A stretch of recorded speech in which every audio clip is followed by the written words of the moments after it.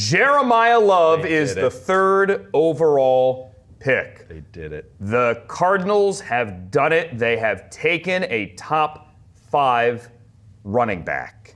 Jeremiyah Love, Notre Dame, who's more than just a running back. He's a weapon. You can line him up wide. You can line him up in the slot. He's a talented football player. Let's get reception perception on this. Can you? Well, or is he just a running back? He's a running back. And like, if you're going to sell that you want the running back third overall, just say you're taking the running back. This offensive weapon nonsense, like, it never actually comes together. Like, running backs running routes out wide are not going to be as good as receivers. Certainly the guys they have in Arizona, like, I don't care if Marvin Harrison Jr. has been disappointing. He's better running routes out wide than Jeremiyah Love. Michael Wilson had 1,000 yards last year. Trey McBride's a guy that can actually credibly line up all over the field. So listen.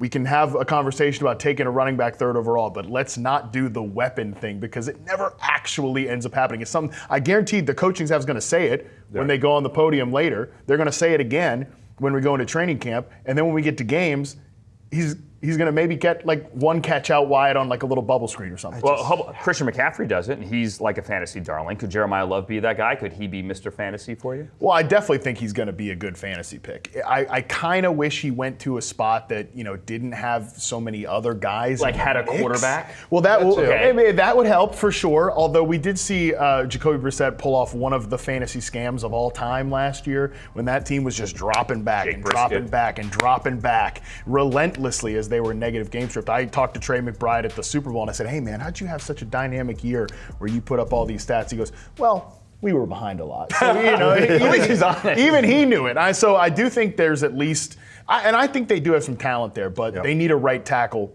badly. Yes. They need a right tackle badly. They've got to complete that offensive line. Still, I do think Jeremiyah Love at the end of the day, because of the pass catching upside that he brings to the table, and again, not as an out wide player, but like leak him out of the backfield, throw him screens. Because of that pass catching ability, he will compete to be a top 12 running back in fantasy this year.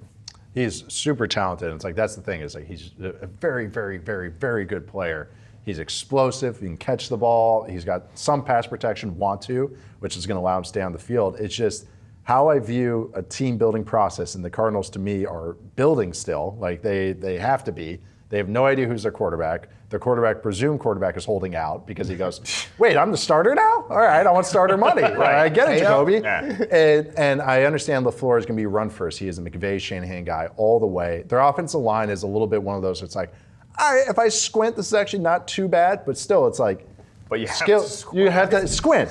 And you need, like, to me, a team building process is quarterback and trenches first. That's how you build out a team. And to me, there is no pressure on them to win. Right. And if you want to make the argument, like, okay, he can say, Mike LaFleur can go, all right, well, Sean McVay had Todd Gurley early on. Well, McVay didn't draft Gurley. He inherited Gurley when he took over for Jeff Fisher, and they got fired because they stunk.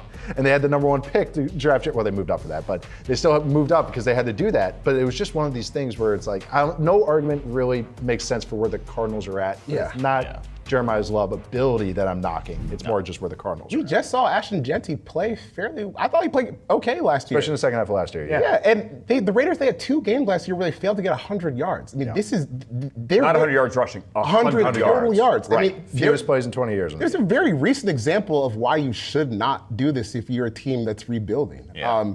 I mean, I don't think it has anything to do with Love as a talent. I don't think he's like a super duper elite running back talent, but he's good. But why did you sign Tyler Algier? Like, what's going on with the offensive line? What was the point of that? If you're in the other NFC West, the 49ers, the Seahawks, the Rams, they're laughing at this, man. They're very excited about it. They can't block for him. And they're like, hey, that Tice Simpson guy's pretty good too, right? So let's go back to that, because before the show, you basically said that Jeremiyah Love you like, but he's a guy that he needs a clear highway. So let's bring Arizona traffic into it. Is he going to be sitting in a bumper to bumper on the 10 here with nowhere to go? I mean, he's going to be hurting most Sundays. I know that. Because think about what is threatening about this offense that can make life easier for him. I mean, the offensive line isn't great. We were just talking about how they need a tackle. Jacoby Brissett is holding out.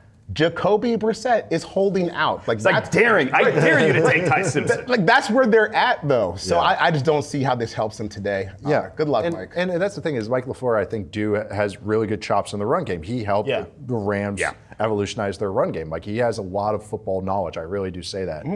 But they kept the same old line coach, who was a really big part of their drop-off, Justin Fry, last year. It was a guy from Ohio State. Paris Johnson Jr., who looked like a star after his first year, had a major regression, former Buckeye as well. So, but I do think that he'll get more solidified. I do think that LaFleur is going to have a nice steady offense and a nice, well-schemed offense, very sound. They're going to run a lot behind the left side unless they could somehow, like Elijah Wilkerson is your right tackle. Yeah, right? Isaac Seumalo, pull up your big boy pants. They're Right. going to be running behind him a lot. I do think they have some good weapons. They do. Like, I think that a guy like Harrison can take a step in this system as opposed to just last year, and I said this to you, Nate, all the time, that like Drew Petzing, Kyler Murray, Marvin Harrison Jr., they all seem to get away from each other. Yep. Now they have, and I think at least for Harrison, like he gets a fresh start in a new offense. I really do think Michael Wilson, like again, some of that was a fantasy scam, the stats last year, but he is a good player. I think they've got some building blocks there on offense at least.